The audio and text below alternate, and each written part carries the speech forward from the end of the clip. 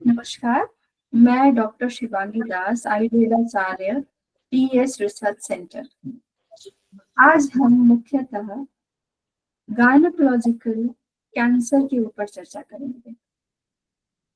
तो मन में ये सवाल आता है कि गायनोकोलॉजिकल कैंसर क्यों आवश्यक है, इस पे चर्चा करें। एक परिवार जो है एक महिला के कारण चल रहा है।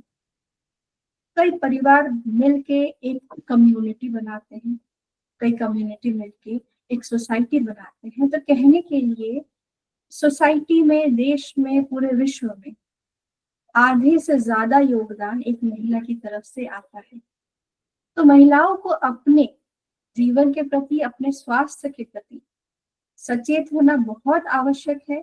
और इसीलिए गायनोकोलॉजिकल कैंसर अवेयरनेस मंथ जो सितंबर है, इसमें इसको लेके चर्चा करना बहुत आवश्यक है। डीएस रिसर्च सेंटर पिछले 5 दशकों से कैंसर पेशेंट्स के इलाज में मदद कर रहा है। तो ये डीएस रिसर्च सेंटर की तरफ से इस चर्चा की ओर हम बढ़ते हुए हमारे दो बहुत इम्पोर्टेंट, बहुत एक्सपीरियंस्ड डॉक्टर से मैं आपको मिलवाना चाहूंगी। पहली है डॉक्टर मेघा चाफेकर, जो हमारी मुंबई सेंटर को बिलोंग करती हैं, और दूसरी है डॉक्टर सबनम सुल्ताना, जो हमारे गुवाहाटी सेंटर को बिलोंग करती हैं। आज इन्हीं दो डॉक्टर्स के साथ हम इस चर्चा को आगे बढ़ाएंगे। किस तरह से महिलाओं को अपने ऊपर ध्यान देना चाहिए, किस तरह के गायनोकोलॉजिकल कैंसर्स होते हैं, उनके बारे में हम कैसे सजग रह सकते हैं, उनको किस तरह से स्क्रीनिंग टेस्ट में हम पकड़ सकते हैं अर्ली स्टेजेस में, और किस तरह से चिकित्सा करते हुए अपने आप को स्वस्थ कर सकते हैं, इस पर चर्चा होगी। तो मैं शुरुआत करूंगी डॉक्टर मेघा से। डॉक्टर मेघा, जैसे मैंने शुरू किया कि ये आवश्यक है, तो क्यों, why it is important that we talk about awareness regarding gynecological cancers? Why it is important? Thank you doctor Shivangi for the nice introduction. And जैसे आपने बताया कि September is the gynecological cancer awareness month, और gynecological में से महिलाओं से connected concern है। और हमें पता है कि सभी जो महिलाएं होती है वो अपने फैमिली के प्रति बहुत डिवोशनल होती है, सैक्रिफाइस करती है, थोड़ा निग्लेक्शन करती है। इसीलिए आज हम यहाँ आए कि उनके लिए भी जैसे हेल्थ इम्पोर्टेंट है, बराबर है। और जैसे हम आज चर्चा करें कैंसर पे, तो उनके फीमेल रिलेटेड जो कैंसर्स है उसका अवेयरनेस उन्हें लाना बहुत जरूरी है। इसके लिए ये अवेयरनेस बहुत जरूरी है, इसलिए अवेयरनेस प्रोग्राम से किए जाते हैं। तो जैसे गायनेकोलॉजिकल कैंसर जो बोला जाता है, ये फीमेल रिप्रोडक्टिव सिस्टम के अंडर आता है। उसमें जो ऑर्गन्स होते हैं, जैसे मैक्सिमम सबको पता है कि जैसे यूटेरस है, वजाना है, वॉल्वा है, ओवरीज है, सर्विक्स है, ये ऑर्गन्स आते हैं। तो ये जो गायनेकोलॉजिकल कैंसर जो है, ये इंडिया में जैसे हर साल more than 1 lakh cases diagnosis होते हैं। अगर हम सिवियरिटी और अगर importance, why there is importance है देखेंगे, और जो एज क्राइटेरिया जो होता है वो 45 से 55 ईयर्स होता है। बट अभी का अगर हम देखेंगे as a practical consultant, practice consultant, तो ये जो एज है अभी बहुत कम, इसमें आ रही है 20s में आ रहा है। ठीक है, तो व्हाई दिस इज हैपनिंग ये भी हमें जानना बहुत जरूरी है। ठीक है, और इसमें भी जो गायनेकोलॉजिकल कैंसर है, इसमें इंडिया में जो सेकंड मोस्ट जो कैंसर है that is a cervical cancer, जो गर्भाशय मुख बोलते ग्रीवा, उसका कैंसर होता है। endometrial cancer and ovarian cancer are the third most common cancer in India in females. तो अभी हम समझ सकते हैं कि इसका नंबर इतने स्टार्टिंग में है, इनिशियल फेज में है, मींस कितना स्पीडीली फैल रहा है। ठीक है, इसका रीजन क्या हो सकता है कि जैसे मैंने स्टार्टिंग में बोला कि महिला सैक्रिफाइस करते हैं। ठीक है, तो क्या होता है कि महिलाएं जो होती है वो फियरफुल होती है थोड़ी, कोई महिला फियरफुल होती है, कोई ऐसे होता है कि family burden, social fear, social burden, और उनका किसी किसी को अवेयरनेस नहीं होता है। ठीक है, या कोई जानना नहीं चाहती या बताना नहीं चाहती। ठीक है, तो ये जो होता है, किसी को ऐसे लगता है कि मुझे अगर डायग्नोसिस होगा तो आगे इतना ट्रीटमेंट करना पड़ेगा, तो मेरा क्या होगा। कैंसर बोले तो सबको मन में डर लगता है, राइट। तो ये सब चीजें ये करके, और इसमें सबसे इंपॉर्टेंट है कि उनको अवेयरनेस नहीं रहता है किसी किसी को।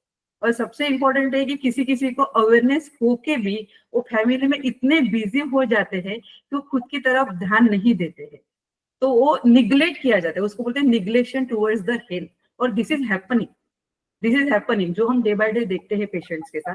दो वी आर सेइंग कि भाई रूरल एरिया में है, बट अगर हम देखेंगे कि अर्बन एरियाज में भी महिलाएं जो होती है इतनी करियर ओरिएंटेड है या फैमिली डिवोशन में ये हो जाती है, वो भूल जाती है कि अपनी तरफ ध्यान देना, खुद का एक्सरसाइज करना, मेंटल हेल्थ स्टेबलाइज करना। ठीक है, तो उसकी वजह से लैक ऑफ अवेयरनेस बोले या निग्लिजेंस बोले, इसके लिए अवेयरनेस बहुत जरूरी है। और ये जो अवेयरनेस है, इससे क्या फायदा होगा? अगर हम बोलेंगे जिनको नॉलेज है और जिनको नॉलेज भी नहीं है, तो अवेयरनेस से हमें ये फायदा होगा कि हमें महिलाओं को या उनके फैमिली मेंबर्स को भी, नॉट ओनली महिला, क्योंकि फैमिली भी इंपॉर्टेंट है, फैमिली सपोर्ट उतना ही इंपॉर्टेंट है। ठीक है, सिर्फ महिला खुद बोलेगी ऐसे नहीं, उनके जो कंसर्न जो फैमिली मेंबर्स होते हैं, उन्होंने भी as a wife, as a sister, as a mother, relations में महिलाओं की तरफ ध्यान देना चाहिए। तो एजुकेट करना है हमें सभी फैमिली मेंबर्स को। ठीक है, उनको हमें जो रिस्क फैक्टर्स होते हैं, जो उसके तरफ हम स्टेप बाय स्टेप आने वाले हैं, जो रिस्क फैक्टर्स होते हैं या फिर उसके साइंस एंड सिम्टम्स क्या होते हैं, उसके बारे में एजुकेट करना जरूरी है। काफी स्क्रीनिंग टेस्ट होती है जो जिससे हमें प्री कैंसरस स्टेज समझ में आती है। तो ये क्या करना है, कौन सी टेस्ट करना है, कब डॉक्टर के पास जाना है, अगर हम ये सब उनको अगर समझाएंगे, सब हम बताएंगे, तो क्या होगा, उनको एक नॉलेज आ जाएगा। तो when ever they feel any changes in their body, अगर उनको कुछ भी चेंजेस लगे या कुछ भी पेन लगे, ठीक है, और उनको अगर उसका सिवियरिटी अगर पता चले, अगर अवेयरनेस करके, तो obviously they can approach the doctors. और उनको ये भी बताना इंपॉर्टेंट है कि फैमिली हिस्ट्री कितना जरूरी है। अगर हम देखेंगे कि सिर्फ लाइफस्टाइल ये वगैरह नहीं है, जैसे गायनेकोलॉजिकल कैंसर है, इसमें family history of CA breast और अदर टाइप्स ऑफ कैंसर, ये भी जेनेटिकली रीजन हो सकता है। तो इसका भी उनको नॉलेज रहना बहुत जरूरी है। ठीक है, अगर उसका इनको नॉलेज होगा तो क्या होगा, वो इनिशियल फेज में ही, अर्ली एज में ही डॉक्टर के पास जाएंगे। जो स्क्रीनिंग है उसके लिए अर्ली एज में डॉक्टर्स के पास जाएंगे, तो उससे क्या होगा कि इनिशियल फेज में ही डायग्नोसिस होगा। या अगर जो काफी प्री कैंसर स्टेजेस होते हैं, ठीक है, तो अगर महिलाएं पहले ही कुछ कंप्लेंट्स है, means any change in their body, I will recommend not कि जो साइंस एंड सिम्टम्स है, हम खुद के डॉक्टर खुद होते हैं, हमारे बॉडी में रेगुलरली क्या चलता है हमें ही पता, नॉट एनी अदर। ठीक है, तो हमारे बॉडी में अगर हमें रूटीन से भी अगर कुछ चेंजेस लग रहे हैं, तो obviously we should contact our family physician first. This is the first step towards the diagnosis, right. तो हम अगर जाएंगे तो क्या होगा, अगर इनिशियल फेज में है तो they can clinically checkup it, if needed they can do the diagnostic test and all. Okay, तो उससे क्या होगा, काफी चीजें होती है जो प्री कैंसर स्टेज में भी मिल सकती है। अगर प्री कैंसर स्टेज में अगर मिले तो क्या होगा कि उसका इलाज बहुत जल्दी होगा, and we can save ourself from the disease like cancer.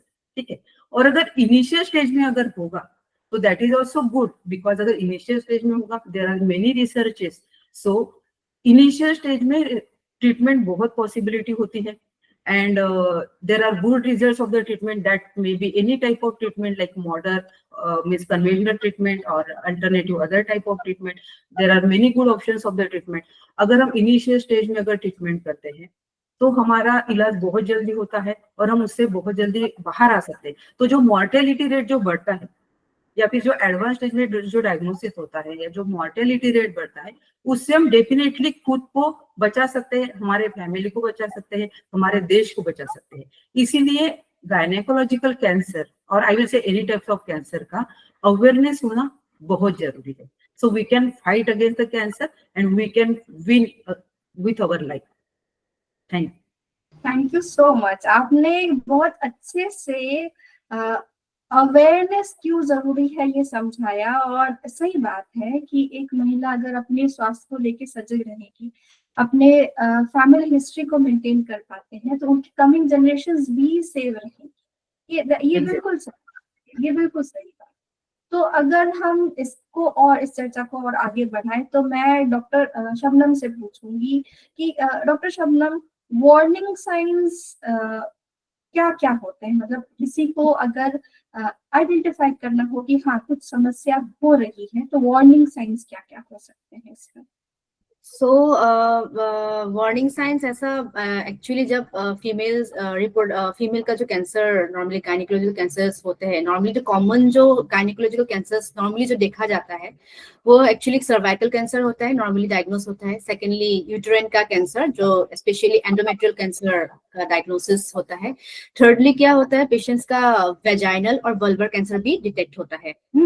और फोर्थली पेशेंट्स का मैक्सिमम जो कैंसर डायग्नोस होता है वो हो गया ovarian cancer. So this are the 4-5 cancer जो होता है नॉर्मली कॉमन गायनिकोलॉजिकल कैंसर्स अगर देखा जाता है तो कॉमन फीमेल्स केस अगर ऐसा केसेस आता है पेशेंट्स फीमेल पेशेंट्स, तो नॉर्मली जो डायग्नोसिस लेके आता है वही डायग्नोसिस लेके आता है। और उसका वार्निंग साइन भी सब अलग अलग होता है, सब कैंसर्स का अलग अलग होता है। और एक कैंसर के बारे में बताना चाहती हूँ मैं, एक फेलोपियन ट्यूब कैंसर है, वो जो बहुत रेयर है। वो एक्चुअली नहीं होता है नॉर्मल फीमेल्स के नॉर्मल डायग्नोसिस में, बट एक्चुअली ये बहुत रेयर होता है। बट फिर भी इसके बारे में हमें जानना भी और जरूरी, मतलब सबको अवेयरनेस होना चाहिए सब डिजीज के बारे में।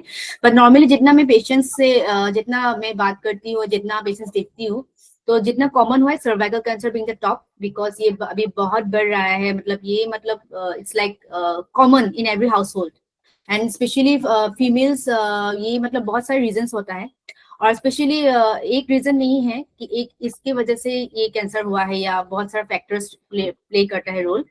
स्पेशली आपने पूछा मैम अबाउट वार्निंग साइंस, तो वार्निंग साइंस स्पेसिफिकली क्या होता है, जैसे अनयूजुअल ब्लीडिंग अगर हो रहा है वजाइना से, या कहीं मतलब वो थ्रो लोअर पार्ट से पेशाब करने से भी ब्लीडिंग जा रहा है, या डिस्चार्जेस, कोई भी डिस्चार्जेस जो फॉल स्मेलिंग होता है, या सेकेंडली अगर एब्डोमिनल पेन होता है, तो नॉर्मली क्या होता है ओवरिन कैंसर में सीवियर एब्डोमिनल पेन देखने को मिलता है पेशेंट्स में, या पेल्विक पेन हम notice generally in ovarian cancer patients. फिर क्या होता है पेशेंट्स का वेट लॉस होता है, specially in gynaecological cancers detect करने में एक ही ये सब वार्निंग साइंस जब हो रहा होता है पेशेंट के साथ, वो खुद पता चल मतलब उन लोग को अगर साइंस अच्छे से पता होगा कि वेट लॉस हो रहा है, थकान हो रहा है, परसिस्टेंट फैटिग हो रहा है, लॉस ऑफ एपिटाइट, खाने पीने का मन नहीं हो रहा है, फिर ब्लीडिंग हो रहा है अनयूजुअल, मतलब ज्यादा ब्लीडिंग होना, एक्सेसिव ब्लीडिंग होना, या मतलब एकदम से ब्लीडिंग ना होना, पेन होना एब्डोमिनल पेट में, फिर पेल्विक पेन होना, फिर ब्लोटिंग होना, फिर कंस्टिपेटेड बाउल होना, ये सब मतलब एक वार्निंग साइंस होता है एक कैंसर्स का। प्री कैंसरस जो सिम्टम्स बोलता है, अगर ये फीमेल, कोई भी फीमेल अगर ऐसा फेस कर रहा है, तो it's a better to consult the doctor immediately. क्योंकि क्या होता है, हम लोग ये नॉर्मल सोचते हैं, फीमेल सोचते हैं ये नॉर्मल होता है, हर साइकिल्स में होता है, हर मेंस्ट्रुअल साइकिल में डिस्चार्ज तो होते ही है, लाइक इट्स नॉर्मल, ब्लीडिंग होता है, कभी कभी ज्यादा होता है, ये we females tend to ignore. और डर लगता है कि अगर कुछ गलत निकल जाए फिर फैमिली क्या कहेंगे, फिर मेरा क्या होगा, शादी नहीं होगा, फिर ये बहुत एक्सेट्रा एक्सेट्रा, बहुत सारा एक टैबू है सोसाइटी में फॉर फीमेल्स। बट एक्चुअली ये इस चीज में we should not feel shame, हमें शर्म करके कोई फायदा नहीं है इस चीज में, क्योंकि ये डिजीज का एक ही ट्रीटमेंट है। गायनिकोलॉजिकल जो भी कैंसर होगा आपके पास, अगर एंडोमेट्रियल कैंसर, कार्सिनोमा का डायग्नोसिस होता भी है, और सर्वाइकल कुछ भी होता है डायग्नोसिस, तो it's better to consult the doctor, because early detection is the best cure for every cancer, not on gynecological cancer. Because अगर जल्दी पता नहीं चलेगा तो बाद में ये जाकर ज्यादा हो जाता है, और ज्यादा होने तक तो we can't wait that, because that time patients generally dies, और you know what it comes with lots of complications. So it's better to early detect the symptoms, जो मैंने बोला है वार्निंग साइंस, ये सब चीजें अगर ये वाला चीज अगर 2 वीक से, और एक पॉइंट है, दो सप्ताह से अगर ज्यादा होता है ये वाला symptoms, then only you consult the doctor. Not like ये 1 वीक से हो रहा है, discharge and all and bleeding, it's not like then it may be due to other infections or other problems or other hormonal problems.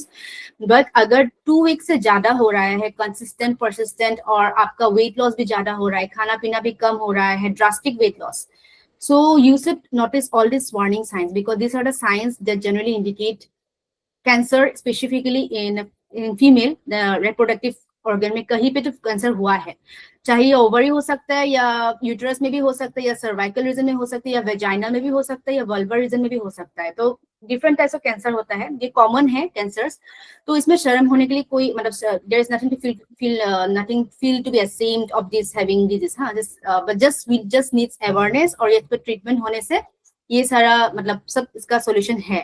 तो अगर treatment के लिए अगर आप इंटरेस्टेड हो, सोच रहे कि ट्रीटमेंट के लिए हम कहीं भी, अगर you can just consult an Ayurvedic doctor और allopathic doctor, but what you should first confirm the diagnosis, ये कैंसर है या नहीं है। और इसके लिए आपको first you have to do the screening, just as Dr. Megha ma'am has already told, like screenings like pap smear test और HPV vaccination, HPV टेस्ट जो है ह्यूमन पेपिलोमा वायरस, ये टेस्ट करना जरूरी है to detect out a diagnosis of cervical और vaginal और vulvar, क्योंकि HPV इन्फेक्शन का जो मेन कॉज है, यही मेन कॉज है for this 3 type of cancer. Cervical cancer का मेन कॉज है HPV वैक्सीनेशन। सो अगर ये आप टेस्ट नहीं करेंगे तो आपको पता नहीं चलेगा। तो you need to do the regular pap smear test, और pap smear test you need to do every after menstrual period. जब आपका मेंस खत्म हो जाता है, मेंस का 2-3 दिन बाद आप ये वाला टेस्ट कर लीजिए, तो आपको पता चल जाएगा अगर कोई प्री कैंसरस ट्यूमर ग्रोथ भी हो रहा है कहीं पे भी कि फीमेल रिप्रोडक्टिव ऑर्गन में, ये आपको डिटेक्ट करके बोल देगा इसका वैल्यूज कि ज्यादा हो रहा है ट्यूमर मार्कर्स। तो you need to take treatment for that, and there is nothing to feel ashamed और फियर कि क्या होगा क्या नहीं होगा, but we need to focus on our health, which female generally ignore. हम लोग अपना हेल्थ केयर नहीं करते, हम दूसरों के बारे में सोचते we just tend to ignore our own health. As a result, many females are suffering from this cancer, and these warning signs are often ignored. So I want all the females of who are watching this video to come forward and just tell to their family members or any other friends or family which they are very close about, or any just consult, and if they जिसके साथ वो close है वो बताए क्या क्या face कर रहा है, उसी हिसाब से एक next step जो है, consult a good doctor so that they can guide you accordingly. Thank you so much doctor Shabnam. तो ये हम सोच सकते हैं कि एंग्शियस नहीं होना है, अवेयर रहना है ना। तो जैसे आपने Yes. अभी थोड़े गायनेकोलॉजिकल कैंसर के टाइप्स के बारे में आप बता रहे थे, तो अगर हमें थोड़ा सा एक्सप्लेन कर पाए कि कौन कौन सी जगह पे किस तरह का कैंसर, मतलब टाइप्स ऑफ गायनेकोलॉजिकल कैंसर, अगर आप थोड़ा सा हमें बताएं तो लोगों को समझने में आसानी होती है कि एक्चुअली गायनेकोलॉजिकल कैंसर क्या होता है। So the gynecological जो कैंसर का वर्ड है, नॉर्मली ये कैंसर्स ओरिजिन हुआ है just from the growth of the cancer from the female reproductive part. So जो कैंसर्स का ग्रोथ हमारे फीमेल रिप्रोडक्टिव पार्ट में various parts are, various organs are there, like uterus and ovaries and all. So if you get to know the anatomy of the female reproductive system, so आपको पता चल जाएगा कहाँ पर mainly commonly cancer detect होता है। So especially there are 5 and 6 very common gynecological cancers normally females face करती है। तो the first being the cervical cancer, that is occurs in cervical region of the female, and the second is the, we can say, ovarian cancers. So there are two pairs of ovaries in every female. So and that ovarian part, many females face that type of cancer. Thirdly is the, what you can say, uterine cancer, or mainly the endometrial, the lining of the uterus, which you can say most of the female normally face this problem of bleeding, what was unusual bleeding. So females normally क्या होता है, post menopause जब bleeding stop हो जाते हैं female इन women. सो अगर bleeding तब भी होता है तो तब एक क्वेश्चन मार्क आ जाता है कि I mean the menopause is already stop, her menstrual cycle is already stop, why it is bleeding. अगर कुछ पेशेंट ऐसा बाद में जब टेस्ट और स्क्रीनिंग जैसे ही वो लोग फॉरवर्ड करते जाते रहते हैं तो पता चल जाता है उनको बस एंडोमेट्रियल कैंसर डायग्नोस होता है। तो endometrial carcinoma is also one of the type of cancer in gynecological cancer. Fourth में है vaginal and vulval, vagina and vulva. So क्या होता है वेजाइना एंड वल्वा में, there are many patients who come with complaints of itching, खुजली होना, और या कोई घाव जैसा होना जो हील नहीं हो रहा है, उससे पेन होता है, पेनफुल सोर्स बोलते हैं इसको इंग्लिश वर्ड में। तो ये अगर वो दर्द होता है, कुछ स्वेलिंग जैसा उठ रहा है, ठीक नहीं हो रहा है, 1 वीक 2 वीक से नहीं हो रहा है, दर्द कर रहा है, वो स्वेलिंग बढ़ते जा रहा है, then I think this indicates a case of vaginal cancer अगर अंदर हुआ है। और वल्वल जो है वेजाइना का बाहर पार्ट में जो अगर हो सकता है वल्वा। तो and fifth being the fallopian tube, मैंने जैसे बोला fallopian tubes रहता है, females fallopian tube cancer very rare, ये मतलब रेयरली डायग्नोस होता है, बट ये एक्चुअली उस टाइप का कैंसर भी डायग्नोस होता है। सो ये 5 cancer we need to be aware of it, because अगर इस टाइप का कैंसर नहीं पता होगा इस टर्म के बारे में कि सर्वाइकल कैंसर क्या होता है, कहाँ पे होता है। जैसे हम आजकल तो सभी के पास मोबाइल है, टीवी सब लोग देखते हैं, तो we should need to research this symptoms and types, सर्वाइकलिज्म कहाँ है, कहाँ फीमेल का कौन सा पार्ट में होता है, और we being as a health professionals needs to educated the patient, those who are uneducated, जो फीमेल्स घर में रहता है, house wife, doesn't know, they are uneducated, उसका कोई एजुकेशन नहीं रहा, तो उन लोग का फीमेल्स को अगर उसके पास मोबाइल भी एक्सेस नहीं है, तो उन पेशेंट्स को अगर हम खुद जाके या कुछ ऐसा वीडियोस या कुछ थ्रू वर्चुअली अगर हम इसे प्रमोट कर सकते हैं, या कुछ इस बीमारी के बारे में अगर एक्सप्लेन कर सकते हैं, तो आई थिंक उन लोग को ज्यादा नॉलेज होगा। या उसके पति के पास ऑब्वियसली मोबाइल तो रहेगा ही, तो अगर every husbands, if their female is if their wife is doesn't know about this of cancer, I think every husband should actually educate them about this type of cancers. So ये type of cancers का ही मतलब detect होता है, but with that signs and symptoms, जो signs and symptoms मैंने जो बोला है पहले पार्ट में, तो signs and symptoms जैसे पता चलेगा, ये मतलब सबका अलग अलग है। ओवेरियन कैंसर का अलग सिम्टम्स होगा, एंडोमेट्रियल कैंसर का अलग सिम्टम्स होगा, ओवेरियन का अलग होगा, सबका अलग अलग सिम्टम्स रहेगा। तो उसी सिम्टम्स के ऊपर डिपेंड करके ही हमारे treatment, we give treatment based on that personalise. But main problem is that we need to know the types, जो मैंने जैसे बोला सर्वाइकल से स्टार्ट करके फैलोपियन ट्यूब तक, you need to know the types of cancer which are very common in females and it is happening in every part of the world. So इसमें कोई you have to be very much clear and this part should be educated to every female. Starting छोटी बच्ची से उसको थोड़ा करके उसको explain करना होता है फीमेल रिप्रोडक्टिव ऑर्गन के बारे में, क्योंकि ये बहुत इंपॉर्टेंट है। अगर नहीं क्योंकि हम लोग normally we as a mother we think कि ये छोड़ो ये कुछ नहीं है, पर आजकल cancer is spreading like a fire, it's like it's in every household. So females का नॉर्मली क्या होता है, यही पर ही कैंसर होता है। ब्रेस्ट कैंसर का अलग है, because that happens in a breast tissue, that is not a gynecologic cancer, that is a breast tissue cancer. So that वो part exclude करके जो एक्स्ट्रा जो gynecological cancer है, वो हम लोग नॉर्मली क्या होता है शर्म करते हैं, या normally we feel fear to tell, और नॉर्मली क्या जो नीचे में हुआ है we will not tell, it's very private. But this is not private, this is a topic to be discussed among every females कि इसमें शर्म नहीं करना है। इस कैंसर के बारे में हमें एजुकेटेड रहना है, अवेयरनेस सबके पास फैलाना है इस चीज के बारे में, और वार्निंग साइंस के बारे में हमें सतर्क रहना पड़ेगा। थैंक यू डॉक्टर शबनम, आपने बहुत बहुत अच्छे से इतने बड़े टॉपिक को छोटे में समझाने की कोशिश करी है। तो मैं अब डॉक्टर मेघा के पास जाऊंगी। डॉक्टर मेघा, स्क्रीनिंग टेस्ट जिसकी बात थोड़ी देर पहले डॉक्टर शबनम ने की, तो कितने तरह के और कौन कौन से स्क्रीनिंग टेस्ट होते हैं, और क्या प्रिवेंटिव मेजर्स ले सकती है एक महिला अपने लिए खुद को इस तरह के रोग से बचाने के लिए? जैसे आपने अभी बताया, जैसे डॉक्टर शबनम ने बोला कि there are like screening test, ठीक है। स्क्रीनिंग टेस्ट के साथ there are many other preventive measures also. तो अभी हम अगर स्क्रीनिंग टेस्ट की बात करेंगे तो स्क्रीनिंग टेस्ट मीन्स क्या, जैसे मैंने इनिशियली भी बताया, अगर स्क्रीनिंग टेस्ट का अगर नॉलेज रहा तो हमें कैंसर इनिशियल स्टेज पे मिल सकता है, या प्री कैंसरस मीन्स कैंसर होने के पहले की जो शुरुआत होती है उसमें मिल सकता है। तो ऑब्वियसली स्क्रीनिंग टेस्ट बहुत जरूरी है, बट इनिशियली हम इमीडिएट स्क्रीनिंग टेस्ट नहीं करते। From the birth, from our age growing, हमारा एज जैसे जैसे बढ़ता है तो हमारा फिजिकल हेल्थ मेंटेन करना भी बहुत जरूरी होता है, बराबर। तो पहले हम स्क्रीनिंग टेस्ट पे आएंगे।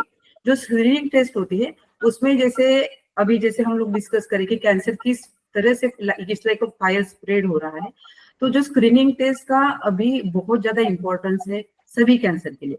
तो जैसे आई विल सजेस्ट कि फ्रॉम द एज ऑफ 30, जैसे आइडियली 40 बोलते हैं, but now I will suggest कि from the age of 30-35 annual health checkup करना चाहिए। जो पैथोलॉजिकल के जो एनुअल हेल्थ चेकअप प्लान्स होते हैं, तो उसमें जैसे महिलाओं के भी age related annual health checkup plans होते हैं, और स्पेशली कैंसर मार्कर्स होते हैं, जैसे ट्यूमर मार्कर्स बोलते हैं। जैसे हम अगर गायनेकोलॉजिकल कैंसर का बोलेंगे तो CA-125 is a tumour marker.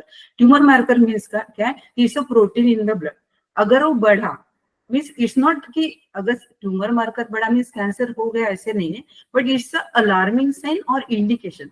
सो हम डॉक्टर के पास जाके रूल आउट कर सकते हैं, क्योंकि वो नॉन कैंसरस फेज में भी जो अदर फीमेल प्रॉब्लम्स होते हैं उसमें भी बढ़ता है। तो ऐसे नहीं कि आपका ट्यूमर मार्कर बढ़ा इसलिए डर जाना है, but we should always be cautious and alert for it, ठीक है।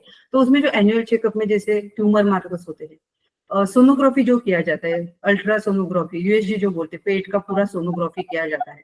तो उसमें क्या होता है कि अगर किसी को कुछ प्रॉब्लम भी नजर नहीं है, अगर पेशेंट नहीं एज ए ह्यूमन बीइंग, अगर सब लेडी अगर नॉर्मल है, रूटीन है, अपना जॉब करे, रूटीन है, एक्टिव है, सुपर एक्टिव है, कोई भी इनिशियल कंप्लेंट्स नहीं है।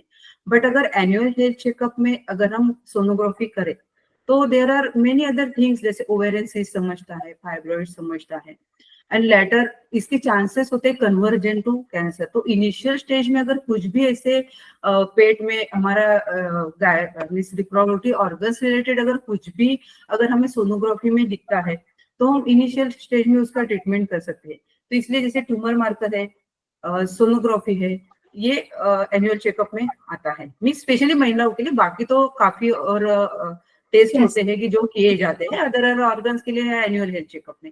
उसके साथ साथ कुछ भी अगर कंप्लेंट रहा या कुछ भी थोड़ा ही अगर, जैसे मैंने इनिशियली बोला कि एनी बॉडी चेंजेस, तो हम अगर डॉक्टर के पास जाएंगे तो पेल्विक एग्जामिनेशन किया जाता है, क्लिनिकल चेकअप, क्योंकि सिर्फ स्क्रीनिंग नहीं, clinical checkup is also very much important.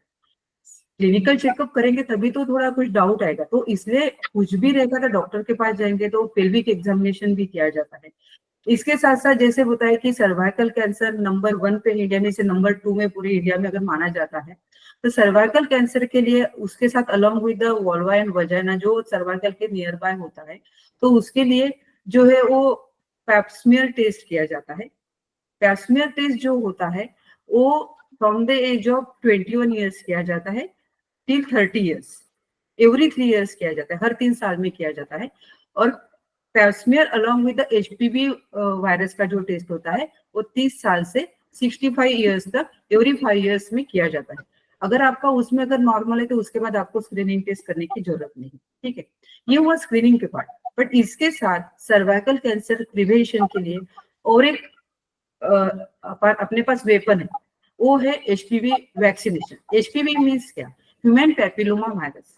ये जो ह्यूमन पैपिलोमा वायरस होता है, this is the major risk factor for the cervical cancer.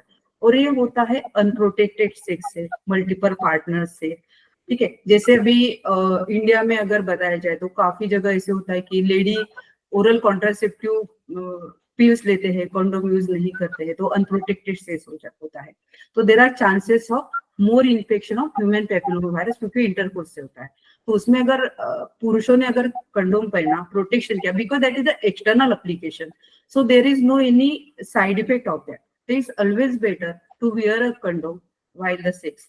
क्योंकि महिलाएं अगर ओरल पिल्स ले रहे हैं तो ऑब्वियसली वो हार्मोनल है, तो डायरेक्टली इनडायरेक्टली वो हमारे बॉडी पे इम्पैक्ट कर रहा है। वो हार्मोनल है तो उसकी वजह से हार्मोनल इम्बैलेंस हो रहा है, and that is also the one of the risk factor for the gynecological cancer, ठीक है।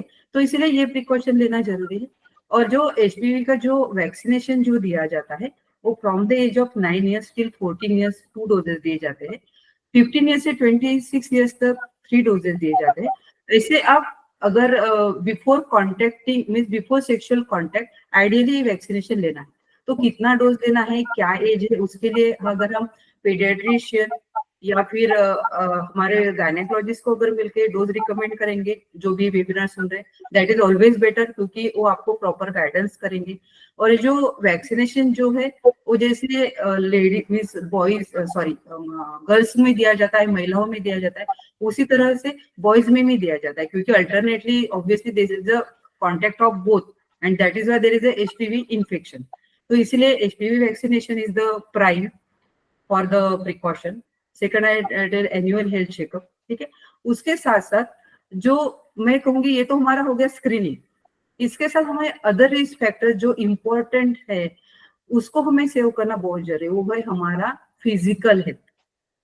क्योंकि अगर हमारा फिजिकल हेल्थ अगर मेंटेन रहेगा, अच्छा रहेगा, we can fight against any type of disease, any type of cancer, ठीक है। तो इसलिए हमें क्या जरूरी है कि हमारा फिजिकल हेल्थ में हमारा डाइट, हमारा रूटीन, हमारा इन शॉर्ट हमारा लाइफस्टाइल हेल्दी चाहिए, ठीक है। उसके लिए हमारा वेट मेंटेन होना चाहिए, ठीक है, हमारा खान पान अच्छा रहना चाहिए, हम एक्टिव रहने चाहिए, तो ये बहुत जरूरी होता है। फिजिकल हेल्थ में सिर्फ फिजिकल हेल्थ में फिजिकल हेल्थ नहीं होता है, मेन होता है उसमें मेंटल हेल्थ।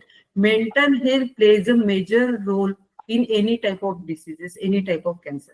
क्योंकि इससे क्या होगा, अगर हमारे स्ट्रेस फैक्टर है, क्योंकि अभी स्ट्रेस सबको होता है, no one is there who is living the life without stress, but हम वो कैसे मैनेज कर रहे हैं, वो ज्यादा इंपॉर्टेंट है। हम उसको ज्यादा पेन बोल रहे हैं या हम उसको just this is the part of the life करके कर रहे हैं, वो इम्पोर्टेंट है। तो जो स्ट्रेस फैक्टर होता है, अगर हमारे लाइफ में स्ट्रेस है और अगर हम ज्यादा स्ट्रेस लेते हैं, उससे क्या होता है कि ऑटोमेटिकली हमारा स्लीप डिस्टर्बेंस होगा। हमारा स्लीप डिस्टर्बेंस होगा तो ऑटोमेटिकली हमारा डाइजेस्टिव डिस्टर्बेंस होगा, क्योंकि डाइजेस्टिव इश्यू क्रिएट हो जाएंगे। ठीक है, तो उससे हमारा सेलुलर मेटाबॉलिज्म, डाइजेस्टिव मेटाबॉलिज्म बिगड़ जाएगा, हमारा सेलुलर मेटाबॉलिज्म बिगड़ जाएगा, हमारा इम्यूनिटी कम हो जाएगा। And this is the only reason कि कैंसर की शुरुआत होती है। ठीक है, तो इसलिए स्ट्रेस फैक्टर मेंटेन करना बहुत जरूरी है। उसी तरह से स्ट्रेस से क्या होता है कि हमारे महिलाओं में हार्मोनल इम्बैलेंस होता है। हार्मोनल इम्बैलेंस होता है एज रिलेटेड भी, जैसे पेरीमेनोपॉजल में भी स्ट्रेस फैक्टर बहुत बढ़ जाता है, या फिर पेरीमेनोपॉजल सिंड्रोम होता है उसमें भी स्ट्रेस बढ़ता है। अदर रूटीन में भी स्ट्रेस होता है। अगर स्ट्रेस से क्या होता है कि हार्मोनल इम्बैलेंस, अगर हार्मोनल इम्बैलेंस हुआ तो ऑटोमेटिकली हार्मोनल इम्बैलेंस होने के बाद जो गायनेकोलॉजिकल कैंसर है मेनली हार्मोनल भी इम्बैलेंस होता है उसमें, तो इसलिए हार्मोनल इम्बैलेंस होने से भी हमारा कैंसर होने के चांसेस होते हैं। तो इसलिए हमें ये मेंटेन करना जरूरी है। और जैसे we should be always aware, जैसे इनिशियली भी बताया कि फैमिली हिस्ट्री ऑफ कैंसर। ठीक है, तो फैमिली हिस्ट्री ऑफ अगर कैंसर है तो इनिशियल स्टेज पे जाके स्क्रीनिंग करना, सोनोग्राफी करना, अवेयर रहना, लाइफस्टाइल मेंटेन करना, ये इंपॉर्टेंट होता है। ठीक है, और सबसे लास्ट बट नॉट लीस्ट जो प्रैक्टिकल एक्सपीरियंस है, खुद होके कोई भी मेडिसिन लेना बंद करना चाहिए, खुद होके। क्योंकि क्या होता है कि जैसे मेनली महिला है जो हम देखते हैं रूटीन प्रैक्टिस में, पूजा है, जैसे अभी नवरात्रि चल रही है, तो पीरियड के चांसेस है, आने के चांसेस है, या फिर पीरियड आने वाले हैं और घर में पूजा है, तो महिलाएं क्या करते हैं, पीरियड एक्सटेंड करना या प्रीपोन करना, उसके लिए मेडिसिन लेते हैं। It's okay, at certain level it's okay, but काफी महिलाएं ऐसे करती है कि अगर एक फ्रेंड ने लिया, उसने सजेस्ट किया, वो खुद भी वही लेते। बट हर एक का डोज अलग होता है, हर एक का मेंस्ट्रुअल साइकिल कैसा है वो देखना पड़ता है। There are other medicine, different medicine also. तो ये जो हम खुद होके मेडिसिन लेते हैं, मल्टीपल टाइम्स हम जो हार्मोनल मेडिसिन जो लेते हैं, उससे अल्टीमेटली हमारे बॉडी में हार्मोनल इम्बैलेंस होता है। That is also one of the risk factor. तो हमें अलॉन्ग विद द स्क्रीनिंग ये भी सब चीजें मायने रखना बहुत जरूरी है। ये भी हमें रिस्क फैक्टर्स अवॉइड करना है। इससे क्या होगा कि अगर हम प्रिवेंटिव मेजर्स अगर हम फॉलो करेंगे, automatically we can save our life and we can have a very good quality of life. Thank you so much doctor Megha. मैं इसी बात को आगे बढ़ाऊंगी, डॉक्टर शबनम से पूछना चाह रही थी कि प्रिवेंशन तभी हमें हमारे लिए पॉसिबल होता है जब हमें रिस्क फैक्टर्स के बारे में पता हो, है ना, कि हम किस तरह से अवॉइड कर सकते हैं।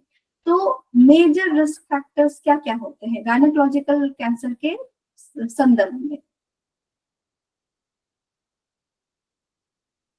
So, जो risk factors है normally it's mainly seen in females is the age. So I think it's normally you can जो देखा जाता है from previous as I have seen patients from previous experience, so 50 as soon as you reach at the age of 50 to 60, these gynecological cancers are mostly prominent. But nowadays it has become very difficult to say that this thing is stagnant, or you can say this is a gospel truth that after you reach a age of 50, 60 you will have cancer. But now a cervical cancer is seen is happening among the females at the age of from 20 onwards. So you can say it's also one of the main risk factors compare जो gynaecological cancer के बारे में अगर बोला जाए तो as भी एक रिस्क फैक्टर होता है। Once you reach a certain age and irrespective of whatever the age may be, we should also focus on the age. Secondly क्या होता है obesity. So female क्या करते हैं, like we normally eat but we gain weight very easily. So because we are hormonal based, so we whatever हमारा जो भी situations है life में, we are always governed by our hormones. So we mainly see patients having PCOS and PCOD and all this due to lot of hormonal imbalances and all. And secondly, being the weight being the factor. So we need to focus on the weight. Once weight is maintained at certain level, this type of cancers will not be seen in females. Thirdly क्या होता है family history, and जैसे doctor Megha ma'am ने obviously telling like this due to family history, अगर आपके family में किसी को कैंसर था maybe breast cancer or cervical cancer or adenoid किसी का अगर डेथ हुआ है तो ये 100% रिस्क होता है कि कमिंग जनरेशन का भी वो जीन म्यूटेट करके वैसे मतलब होने का चांसेस बहुत ज्यादा होता है. तो वी नीड टू फोकस और we need to whenever we marry we should see we should always focus on that thing also because अगर family history में अगर ऐसा है तो our the coming offsprings they may also face that. So they may have cancer because अगर वो लोग हम लोग जितना भी healthy diet maintain करते हैं, जितना भी healthy lifestyle करते हैं, we people always ask हमें question क्या we always do, we go to gym, we do exercise, we eat healthy food, but what is the main reason I'm having this cervical cancer? What's the main reason I'm having this endometrial cancer? The reason being that family history. So that also means the main अगर family history के बारे में अगर पूछा जाता है तो हाँ मेरी परदादा को था, मेरी मॉम को था या मेरी every family members they need to know that. So then only the case gets out that अच्छा अगर मेरी माँ को था इसीलिए मुझे भी ऐसा हुआ है. तो ये चीज को भी दूसरों के लोगों के पास अवेयरनेस फैलाना है कि family history is also one of the main risk factor for gynecological cancer. फिर जीन जेनेटिक म्यूटेशंस आजकल बहुत सारा अगर जेनेटिक म्यूटेशंस के बारे में अगर बहुत ज्यादा तो डिटेल्स में जाए तो अगर बहुत जानने को मिलता है कि various markers are there in our body which generally अगर म्यूटेट करता है तो they may change into tumor state or it may go change into various type of tumor markers. हाँ जो tumor markers बढ़ते जाता है तो जो different type of cancers का diagnosis होते जाता है, especially female reproductive organs में भी ऐसा ही होता है. अगर जीन म्यूटेट करता है तो obviously for जीन म्यूटेशन के लिए बहुत सारा फैक्टर्स भी रोल होता है. और सेकेंडली क्या होता है लाइफस्टाइल अगर lots of chronic stress, not only stress, chronic stress अगर एक चीज को मतलब वी नॉर्मली सी पेशेंट्स और नॉर्मली सी पीपल आजकल के फीमेल में बहुत सारा स्ट्रेस कॉमन हो गया है, be it work related, be it family related, everything. हम लोग छोटे छोटे चीजों को लेके we tend to overthink very much because we care, we are the nurturers. So क्या होता है यही स्ट्रेस जाके लास्ट में कन्वर्ट होता है cancer. So because we see females who are very healthy, who are just doing their normal activities, physical activity खाना भी खाते हैं, but फिर भी cancer diagnosed होता है. So they may come and ask you the same question being a doctor that why am I being diagnosed with this cancer? So if you ask the history of that person or female, जब हम पूछते हैं तो वो खुद बता देते हैं कि वर्क में बहुत स्ट्रेस रहता है, फैमिली में भी बहुत स्ट्रेस है, ये प्रॉब्लम है, वो प्रॉब्लम है. तो जांच में जाके यही मतलब स्ट्रेस क्या होता है, ऑब्वियसली कॉर्टिसोल रिलीज करते हैं, cortisol hormone. That cortisol hormone is stress hormone. So it generally aggravates और generally destroys the healthy cells and which may result in inflammation or it may change to cancer. So we have to be very much aware about the stress and the lifestyle and diet. So if you're taking unhealthy diet, so that is also risk factor. If you're continuously consuming diet which are very spicy, oily and from outside, so you should avoid that. Because now if you get to know that cancer is becoming very common in every household, you need to be aware of the disease, like कि किसकी वजह से हो रहा है. Maybe there are मतलब एक factors की वजह से तो नहीं हो रहा है, तो there are lots of factors. There are also environmental factors also plays a main role in female reproductive organs cancer. And again you can say lifestyle, जैसे मैंने बोला है, no physical activity. अगर फिजिकल एक्टिविटी नहीं हो रहा है, आप खा रहे हैं, सो रहे हैं, like everything you are just working, sleeping, going home, you are not doing any forms of physical activity, that is going to affect later on. So we as a female we need to focus more on physical activity, be it brisk working like 45 minutes or be it like jogging or be it like yoga or pranayam. You also do all type of yoga and pranayam exercises every day because kya hota, we need to maintain, as Dr. Megha ma'am has already told earlier, like we need to manage our stress. So females, we don't know how to manage our stress. हम भीतर से लेते रहते हैं, बाद में जाके burst. So that's not my case. We need to manage our stress every day.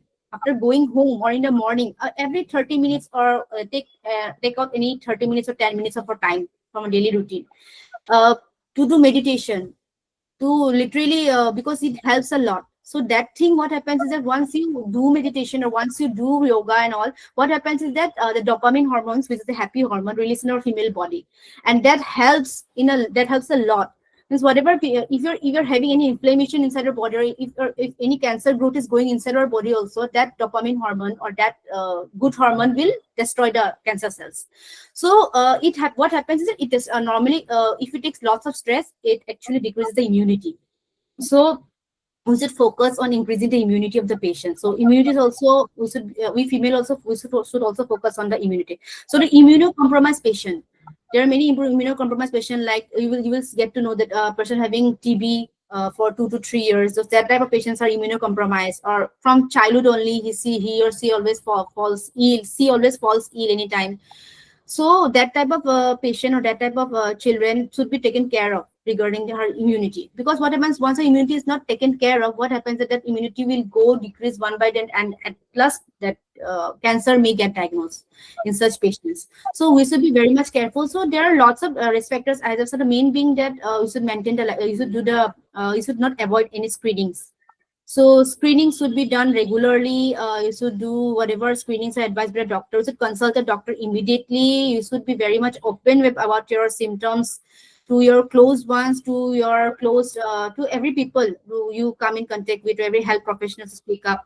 And what happens is there are smoking and alcohol. These are also the other points which I want to tell. That smoking and continuous use of alcohol. Please limit that. Limit the use of it. If you can't stop it also, please limit the use of it, because it will eventually end up in very bad state. Because you know, but female smoking, or if you see female smoking and drinking continuously for longer duration, various type of cancers, like you can say endometrial cancer, ovarian cancers are obviously seen in females having this type of bad habits. So you should avoid the bad habits and all, because this generally ends up in a very bad state of females. So, and the last point being I think it has already been discussed, but the hormonal imbalance. We females tend to take lots of medications unknowingly. We don't know that, because I've also found few of my friends taking medications, hormonal medications, just because it's a puja or something important puja. So I think as per Hindu ritual, you can't just menstruate on that day. So they take medication to stop the menstruation. This is also a very big concern of females. Being a doctor, I wanted to tell her that, but I was not able to tell that, because you know what, it is her marriage. So I can't just give my opinion and just stop that marriage. So whatever, I let it go through the process. But you know what, we should need to speak about the topic about stopping the menstruation, because that is completely destruction of one's hormonal balance of female, because we females are governed by hormones. Once hormone imbalance occurs, various type of, not only cancers, various type of disorders occur. Infertility even occurs in females. So like these are normally estrogen based medicines. So estrogen based medicine, very long exposure to estrogen based medicines and for longer duration, it will destroy the female, because we need also progesterone. So progesterone hormone is also needed in our body. This would also be included in the medications if they take it. It should be estrogen and progesterone based, not only estrogen. Again, another case I have got, like in females having a breast cancer. So tamoxifen type of medication, which is normally used in a hormone therapy for breast cancer patient. I've seen that medication has also caused endometrial cancer in patients, in female breast cancer patients. So a female should be aware about the medication which she is taking. They should be aware about their menstrual cycle, about their warning signs, about everything, because our body generally give out the indicates, give us something, कुछ signal देते हैं, देखना कुछ ना कुछ तो वो जैसे body कुछ होने से अगर चोट मिलने से तो the place becomes red and swollen. Similarly, inside the body अगर कुछ भी गड़बड़ हो रहा है तो हमारा body indication देते रहते हैं. जैसे weight loss, खाने पीने का मन, कुछ तो problem दिखाई देगा. तो that thing we shouldn't ignore. Instead, we should just act upon it and be vocal about it, because that thing will save you from longer durations. And apart from that, the risk factors should be avoided, as I have said. The age, and you can say that please maintain your weight. And that I missed one point, that is HPV infection. Prolonged HPV infection may cause cervical, not may cause, it can cause cervical cancer. So you need to be very much aware about the HPV vaccine, because this is given normally to age from age 9 to I think age 25. It's from age 9 to age 25. HPV vaccine doses is recommended by every government from every part of the world. So you should you give vaccine to our daughters from that age onward, because you know what, the risk factors, you don't know what can cause cancer. So from I think after 25 to 45, after 25 age, I think HPV vaccination is very much rarely given, but we should go to any hospital or any private nursing home to just consult if it is given. If it is given, then you please take it, because you know what, this HPV virus is very much contagious, and it can spread from one person to another person. If you're having same sex, and if you're having unsafe sex and you're not taking any protection, HPV vaccination, HPV infection will spread, and that is the main cause of the cervical cancer, which is very increasing about female. You need to use condoms and be very protective about it, and be very, you should be careful for vaginal health. It should be cleaned even after sex, even after having our urination, पेशाब करने के बाद भी हमें धोना चाहिए. We should be very cleaning that part, because one single infection can cause a cancer. That is a very big deal for a female, because we are completely clueless, because we normally tend to think कि कुछ नहीं होगा, like nothing will happen, but a simple infection, simple virus may enter in our body, and that may destruct the cellular lining of our whole reproductive organs, and it may end up in cancer. So these are the things I wanted to share about the risk factors. So I want all females to be aware about it, these risk factors. Sure. आपने जो सारी बातें करी वो धीरे धीरे ज्यादा फैलेंगी, और जैसे फैलेंगी वैसे लोगों को अपने बारे में ज्यादा ध्यान आएगा. तो इसके साथ, क्योंकि अभी तक हम लोगों ने कैंसर के बारे में बहुत सारी बातें करी, तो कैंसर का इलाज किस तरह से होता है, DS Research Center किस तरह से, how does DS Research Center help a cancer patient recover from these challenges, and how it is working for the patients? I would like to ask this question to Dr. Megha, because she has got a lot of experience in this field. So please, Dr. Megha, बताइए. Yeah, very good question. This is for me especially. जैसे आपने बोला कि जो cancer का treatment, तो ideally सबको पता है कि कैंसर का जो ट्रीटमेंट होता है कन्वेंशनल ट्रीटमेंट होता है और अल्टरनेटिव ट्रीटमेंट. कन्वेंशनल में जैसे हमें पता है कि surgery, chemo, radiation, targeted therapy, whatever there are new treatments are coming, immunotherapy and alternative में जैसे आयुर्वेदा, होम्योपैथी, यूनानी ट्रीटमेंट किया जाता है. तो वैसे DS रिसर्च सेंटर में हम जो ट्रीटमेंट देते हैं, that is the ancient Ayurveda based nutrient energy medicine. जैसे आपने भी बताया डॉक्टर शिवांगी कि हम since last 5 decades we are working and we are special, it is proudful that we are specially working for the cancer only, right. And जैसे बताया कि ancient Ayurveda based treatment दिया जाता है. तो ये ट्रीटमेंट क्या होता है, कैसे इसका एक्शन होता है, that will I will update in very short. ठीक है. तो ये ट्रीटमेंट का जो बेनिफिट जो होता है, ये ट्रीटमेंट जैसे न्यूट्रिएंट एनर्जी मेडिसिन जो बताया जाता है, this is a herbal plant based medicine. इसमें कुछ मेटल्स है, स्टेरॉइड नहीं होते हैं. सेकंड बेनिफिट इसका ये होता है कि there is no any remarkable side effects of the medicine. ठीक है. तीसरा बेनिफिट ये कि ये मेडिसिन जो है along with any other allopathy treatment हम ले सकते हैं. इनफैक्ट जैसे हमारा एक्सपीरियंस है, ड्यूरिंग कीमोथेरेपी अगर हम मेडिसिन लेते हैं तो ऑब्वियसली कीमो से there are many side effects of the chemotherapy, different types of chemotherapy and different side effects of the chemotherapy, and each patient face different side effects. ठीक है.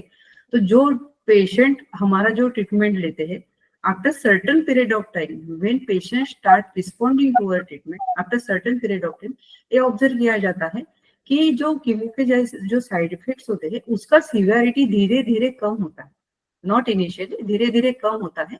And during chemo भी patient एकदम active अच्छे रहते हैं. तो ये इसके बेनिफिट्स होते हैं.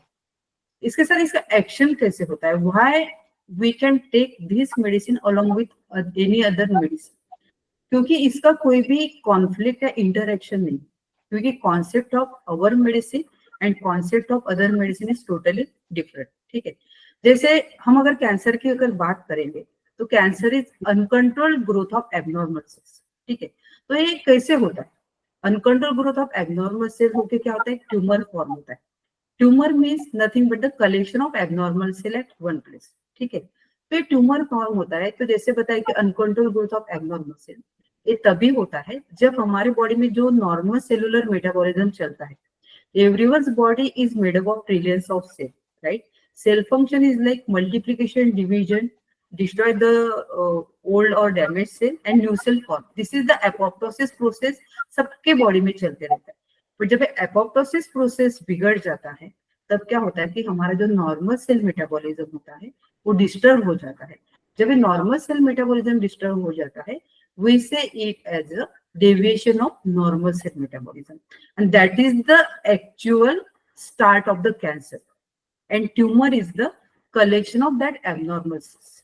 Okay, so in allopathy what we did the tumor, we do the surgery. In allopathy we do the chemo, radiation, targeted therapy. So with the surgery we remove the abnormal growth. With the chemo, radiation or water, any other, we target the abnormal cells, whatever active or inactive phase of the abnormal cells, वो target करते हैं. But we are not targeting or acting or medicine on the abnormal cells. Basically, we are treating the root cause, जहां से मैंने बताया कि deviation of normal cell metabolism होता है. ठीक है, तो ये जो deviation of normal cell metabolism होता है उस पे हम एक्ट करते हैं. जैसे अगर मानो अगर ट्यूमर पे काम किया, ट्रीटमेंट तो कंप्लीट हो गया है, हमारा सर्जरी हो गया, कीमो हो गया, रेडिएशन हो गया, target growth treatment is completed. It should not again recur or metastasis, means spread from one organ to another organ. But it happens. Why it happens? Because till the time we are alive, हमारे body में cellular metabolism चल ही रहा है, right? तो जब cancer होता है तब क्या होता है, along with the normal cell metabolism, obviously जैसे बताया कि एपोप्टोसिस प्रोसेस बिगड़ गया है, सेलुलर मेटाबॉलिज्म डिस्टर्ब हो गया है, तो जो एबनॉर्मल सेल्स जो टाइम टू टाइम डिस्ट्रॉय होने चाहिए वो डिस्टर्ब होकर बढ़ रहे हैं. तो ये जो सेलुलर मेटाबॉलिज्म ये हो रहा है तो सेल्स बढ़ रहे हैं, एबनॉर्मल सेल्स बढ़ रहे हैं, there are always chances of recurrence and metastasis. तो हम यहाँ जो डीएस का जो ट्रीटमेंट देते हैं ये बेसिकली रूट कॉज पे काम करता है, ताकि हमारा जो नॉर्मल मेटाबॉलिज्म जो बिगड़ गया है, जो डिस्टर्ब हो गया है, वो हमें रेगुलराइज करना है लाइक अ ट्रेन. जैसे ट्रेन सीधा चलती है इस हिसाब से हमें लाइक अ ट्रेन ट्रैक वो हमारा नॉर्मल सेल मेटाबॉलिज्म हमें रेगुलराइज करना है. Obviously one the normal cell metabolism gets regularise, तो जो टाइम टू टाइम जो सेल्स डिस्ट्रॉय होने चाहिए डिस्ट्रॉय हो गए, तो न्यू एबनॉर्मल सेल्स जनरेट नहीं होंगे, and there are we can prevent it from further recurrence and metastasis. Okay, तो हमारे मेडिसिन का मेन जो काम है वो वही है कि रूट कॉज पे काम करे कि हमारा नॉर्मल सेल मेटाबॉलिज्म रेगुलर हो जाए, तो we can prevent it from further recurrence and metastasis. But we give the medicine in combination for all the situations of the patient, for the complications of it, because there are different complications for the different types of cancer.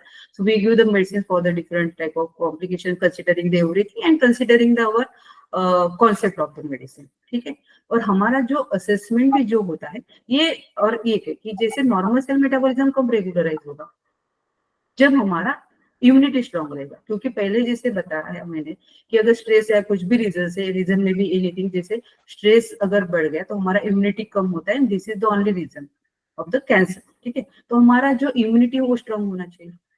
हमारा immunity कब strong होगा, जब हमारा physical health strong होगा. ठीक, because we observe in our practice also कि patient treatment लेता है but patient is super active then us. ठीक है, तो यही हम टारगेट करते हैं कि पेशेंट का फिजिकल हेल्थ स्ट्रांग होना चाहिए. पेशेंट का अगर फिजिकल हेल्थ स्ट्रांग होगा, पेशेंट का फिजिकल हेल्थ स्ट्रांग होना मीन्स उसका मेन तो है कि mouth is the gateway of everything. ठीक है, तो मेन है कि पहले एपेटाइट नॉर्मल होना चाहिए, क्योंकि जब तक फूड नहीं जाएगा, एपेटाइट नॉर्मल नहीं होगा, तब तक आगे कोई भी चीज नहीं जाएगी. बाहर से हम कितना मेडिसिन देंगे पेशेंट को, तो पहले फूड इंटेक नॉर्मल होना चाहिए. फूड इंटेक अगर गया पेशेंट को तो ऑटोमेटिकली स्टेप बाय स्टेप उसका एनर्जी लेवल बढ़ेगा, फटीग कम होगा, वीकनेस कम होगा, स्टेप बाय स्टेप वेट बढ़ेगा. तो यही हमारा स्टेप बाय स्टेप असेसमेंट होता है. तो यही असेसमेंट से, यही कॉन्सेप्ट से हम पेशेंट को मेडिसिन देते हैं. तो जिससे क्या होता है कि पेशेंट का फिजिकल हेल्थ स्ट्रांग होके वो कैंसर के अगेंस्ट फाइट करे. And we have many patients those who are doing good, because see cancer का जो एबनॉर्मल सेल मेटाबॉलिज्म जो हमें रूट कॉज पे काम कर रहे हैं, तो जो एबनॉर्मल मेटाबॉलिज्म जब तक वो रेगुलराइज नहीं होगा तब तक आपको जो रिपोर्ट्स है उसमें थोड़ा अप एंड डाउन दिखेगा. तो हम पेशेंट को यही बोलते हैं कि जो रिपोर्ट में आपको थोड़ा भी अप एंड डाउन दिख रहा है, but don't worry about it, because patients अगर फिजिकली स्ट्रांग है, रूटीन नॉर्मल करे, दे आर सुपर एक्टिव, अपना ऑफिस जा रहे हैं, रूटीन काम कर रहे हैं, तो इट्स गुड थिंग. ऑब्वियसली अगर आप फिजिकली स्ट्रांग रहेंगे तो स्टेप बाय स्टेप आपके रिपोर्ट्स भी नॉर्मल है. So with this protocol we work here in the DSSS center, and this is the concept of our medicine. Thank you doctor Vega, thank you. बहुत बहुत आसान शब्दों में आपने बताया कि DSSS सेंटर की ट्रीटमेंट किस तरह से मदद करती है। बिल्कुल, आयुर्वेद में शुरुआत से ही हर एक अवस्था के हिसाब से परिचर्या बताई हुई है। तो अगर हम ऋतुचर्या हो, दिनचर्या हो, एक स्त्री के शारीरिक अवस्था के अनुसार परिचर्या हो, जैसे रजस वाला परिचर्या हो या फिर सूती का परिचर्या हो, इन सारी चीजों को अगर हम लोग अपने लाइफ में इनकॉर्पोरेट कर ले एक नॉर्मल लाइफ स्टाइल में, तो हम बहुत सारी समस्याओं से खुद को बचा सकते हैं। और आज की जो चर्चा थी, आज का जो डिस्कशन था, इसमें हमने ये समझने की कोशिश करी कि एंग्शियस होने की आवश्यकता नहीं है, अवेयर होने की आवश्यकता है। और अवेयरनेस ही है फर्स्ट स्टेप खुद को बचाने का। जैसे आज हमने डिस्कस किया कि वार्निंग साइंस क्या होते हैं, गायनेकोलॉजिकल कैंसर में तरह तरह की जो अवस्थाएं होती है क्या होती है, तरह तरह के गायनेकोलॉजिकल कैंसर्स क्या होते हैं, ट्रीटमेंट क्या हो सकता है, आयुर्वेद किस तरह से मदद कर सकता है। तो मैं आशा करती हूँ आज हमारे जितने भी व्यूअर्स होंगे, खास तौर से महिलाएं, उनके लिए आज का जो सेशन है वो बहुत बहुत बहुत हेल्पफुल है। और मैं आप दोनों को भी बहुत ज्यादा अपने दिल से कहूंगी कि मैं थैंकफुल हूँ कि बहुत छोटे में बहुत आसान शब्दों में आपने बताने की कोशिश करी। Thank you so much for joining. Thank you so much, thank you. So today I complete the session with thanking you to and our viewers that they worked with us and tried to understand the situation. Thank you. Thank you.